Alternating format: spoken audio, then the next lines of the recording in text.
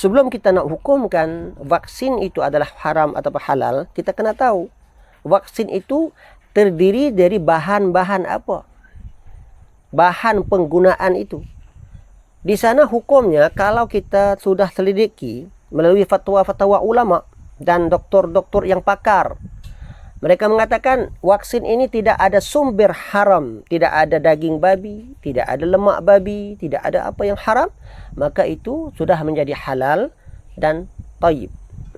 Tetapi kadang-kadang thayyib tidak ada unsur babi, tidak ada bahan-bahan daripada babi, daripada benda haram, tapi cara pendapatan itu haram. Macam vaksin itu dicuri ataupun diambil dengan cara-cara yang haram, maka itu haram penggunaannya. Dan setelah itu, apabila halal tapi tidak thayyib, vaksin itu halal, okey, sudah kita beli, sudah kita ada untuk cara-cara pelaksanaannya, tapi tidak thayyib.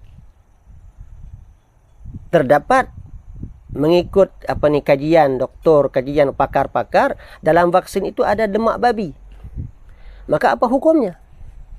Maka di sinilah ulama membicarakan tentang cara pakai ubat apa yang ada bahan-bahan babi ataupun lemak babi ataupun najis, benda yang najis dalam vaksin itu.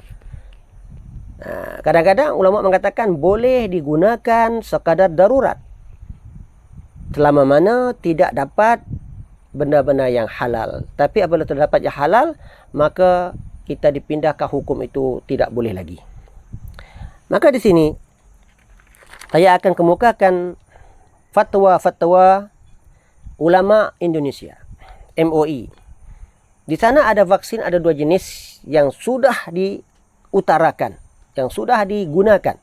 Yang pertama vaksin Sinovac, yang kedua vaksin AstraZeneca. Dan fatwa-fatwa ulama Indonesia ini sudah dikeluarkan, fatwa ini sudah, kalau vaksin Sinovac ini sudah dikeluarkan sudah 6 bulan yang lalu. Sudah 6 bulan yang lalu. Dan kalau vaksin AstraZeneca sudah dikeluarkan fatwa tentang AstraZeneca ini sudah 4 bulan yang lalu. Mereka merumuskan dengan pendapat-pendapat ulama. Hukumnya apa? Yang pertama, sumber hukum yang mengatakan vaksin ini halal apa tidak. Maka sumber hukum yang pertama daripada ayat Al-Quran. Daripada ayat Al-Quran. Surah Baqarah ayat 173, 188, ayat surah Maidah ayat 3 dan surah An'am ayat 145. Ini rumusan yang telah dirumuskan oleh fatwa ulama Indonesia yang mengatakan vaksin Sinovac dan AstraZeneca adalah halal. Yang kedua daripada hadis, la dharara wa la dirar. Dan hadis untuk kita mengubati apa yang kita sakit dan jangan kita sampai memudaratkan orang lain. Yang ketiga, kaidah fiqh. Kaidah fiqih yang menentukan tentang ad-darar yuzal, al-amru bisyai'i, amrun biwasailihi, ad-durarat tubihul mahzurat, semuanya itu. Dan ungkapan-ungkapan para ulama, muqaranah di antara pendapat ulama dalam kitab-kitab turas, di antaranya pendapat Imam Zuhri dalam syarah Sahih Bukhari dan pendapat Ibn Hajar Haytami dalam kitab Tuhfatul Muhtaj, ulama Syafi'i yang terkenal, dan juga Imam Nawawi dalam kitab Al-Majmu'. Dalam fatwa yang dikeluarkan oleh MUI ini, ada sebanyak 5 ulama-ulama yang terkemuka yang mereka istimbat hukum untuk mengatakan vaksin ini adalah halal. Terus khulasahnya ataupun rumusannya, kesimpulannya bagaimana? Kesimpulannya, vaksin Sinovac dan juga AstraZeneca ini dibolehkan ataupun halal kerana beberapa aspek, beberapa unsur yang berikut. Yang pertama, vaksin ini tidak mengandungi bahan-bahan babi. Tidak mengandungi bahan-bahan babi ataupun benda yang haram. Hanya ada bahan sedikit daripada darah lembu, najis, mutawassit, maka sudah dihilangkan, sudah dibersihkan. Yang kedua, bahan vaksin ini tidak mengandungi bahan-bahan daripada manusia, daripada sel-sel manusia dan sebagainya, maka tidak diharam.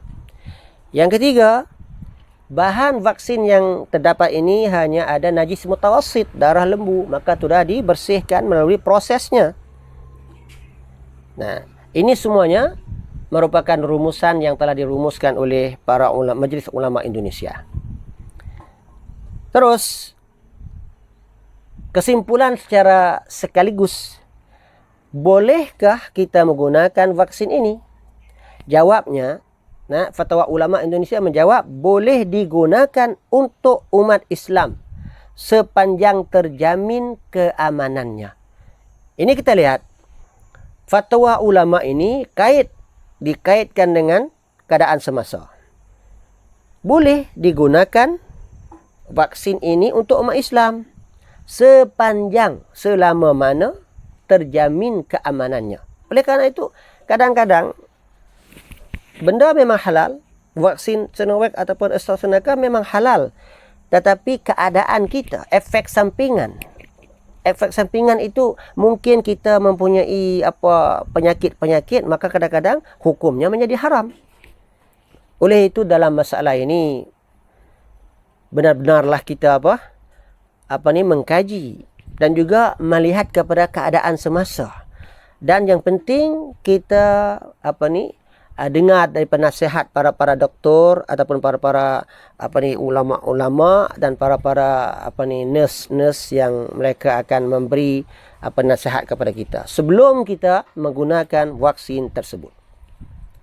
Maka sekian apa yang boleh saya kongsi dan berkongsi dalam ruangan ini untuk menjadi kita dapat berfaedah bersama, supaya kita dapat berfaedah dan juga memahami hukum-hukum secara yang telah ditetapkan oleh Allah dan Rasul sallallahu alaihi wasallam. Bukan dengan emosional kita mengatakan vaksin ini adalah daripada Yahudi untuk membunuhkan umat Islam. Kalau kita mengambil vaksin ini adalah di antara haram. Itu adalah satu perkara yang tidak ada sandaran sedikit pun, hanya emosional saja. Maka Allah Ta'ala turunkan penyakit ini. Dan kalau kita mengidapi penyakit, kita wajibnya untuk kita mengubat.